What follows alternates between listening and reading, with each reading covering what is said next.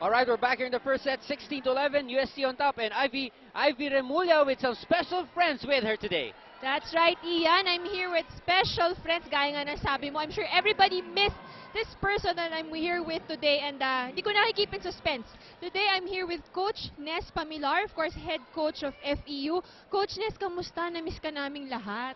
Okay naman, siguro nag-ano lang kami, naghanap lang ako, nag-recruit ng mga players. So, ang samantala si Coach Kid muna nag-ano ng teams. So, I'm sure everybody was curious, no? What has the Lady Tameros been up to right now? Ano naman pinagkakaabalahan nila ngayon? So, nag-focus kami ngayon ng training, having mga bagong teams, bagong mga players. So, magbabalik kami ng maganda uli ang team. Right, and Coach, I'm sure marami mga aspiring na players dyan.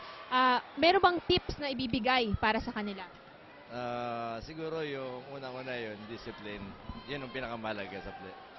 Okay, and of course, andito rin ako, kasama po rin natin ang Dean ng FEU Makati, and that's Dr. Benjamin Espiritu. Sir, good afternoon po. And sir, I'm sure everybody is curious to, para nalaman, sinabi natin, meron ng bagong campus ang FEU sa Makati. Can you please tell us more about it? Thank you. So good afternoon to you, Ivy, and to all the viewers here at Shakey's Village.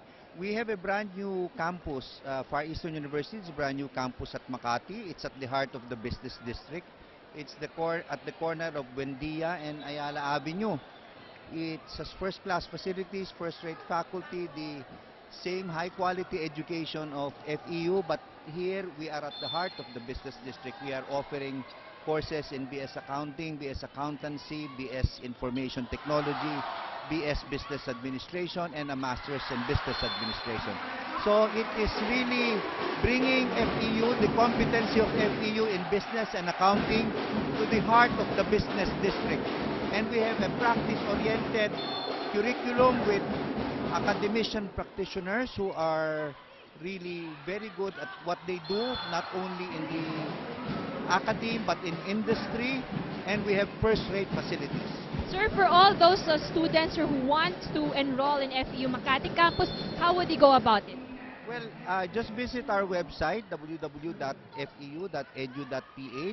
or you can call up the FEU trunk line, and you can just go there too, and we have an office that will service you.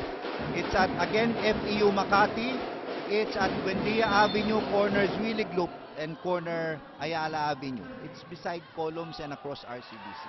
Okay, there you have it. So lahat ng mga interesado dyan mag-aral sa FEU para mapasama doon sa volleyball team ni Coach Ness. So alam nyo na kung saan kayo mag-enroll ngayon. Thank you very much, sir. Thank you very much, Coach Ness. Back to Ian and Ann. All right, thank you, Ivy. And again, thank you to Coach Ness and the rest of the FEU administration and players for being here and supporting the league. And abangan natin yung pagbabalik ni Coach Ness. Ano? I'm sure it's gonna be very interesting with a lot of new faces. Yes. In the team. And back to the match. And itong sinasabi natin, UST should keep their composure even after that loss of Anguet Tabaquera. And so far, they've done it. And ito namang San Sebastian, they have been controlled in the block. Yung opensa nila has been very, very predictable, which is the opposite on how they started this set. That's right. Kailangan lang naman, no, for San Sebastian, efficient offense para, you know, they just need to be able to execute this properly. This time they do control Ortiz, who has had a lot of success in this first set. Finally, she gets blocked by Jeng Buli.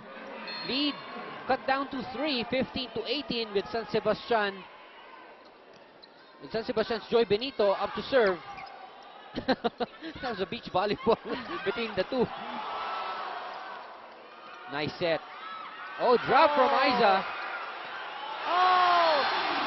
Off the hands of Mirasol. Jane Buli was asking for a lifting call, but I agree with first referee Tabanyag that was a let-go situation right there.